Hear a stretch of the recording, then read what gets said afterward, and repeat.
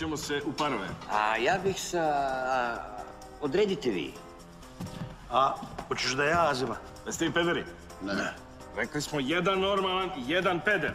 Gej. Dobro, jedan gej i jedan ovaj, kako zove drugi? Straight. Šta god.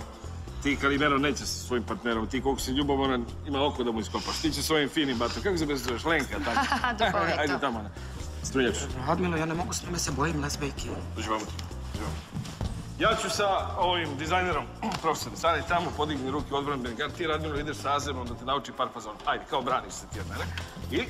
Čekaj, a s kim ću ja? Što sudaraš, onaj?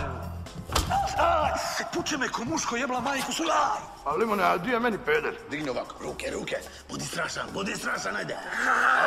Se brada, onako malo polo otvoreno, razumiješ? Vrlo je važno, platnika, gledaš Direktno u ovu tačku ovdje. Šta tebe? Ajde, Mirko!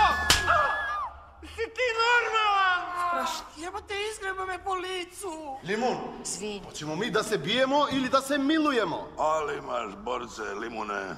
Vidi se da su Srbi. Vidiš šta si uradio? Ne bojte se, Đorđe. Ma sve si ih razplakao! Vidi, Limun, Azem je vrhunski profesionalist, ali ovo je amaterizam u pičku materinu. Ti znaš, Jarane, da meni nije problem popičke dobiti tako treba. A naš četvorica protiv njih 400. Okay, let's try something different.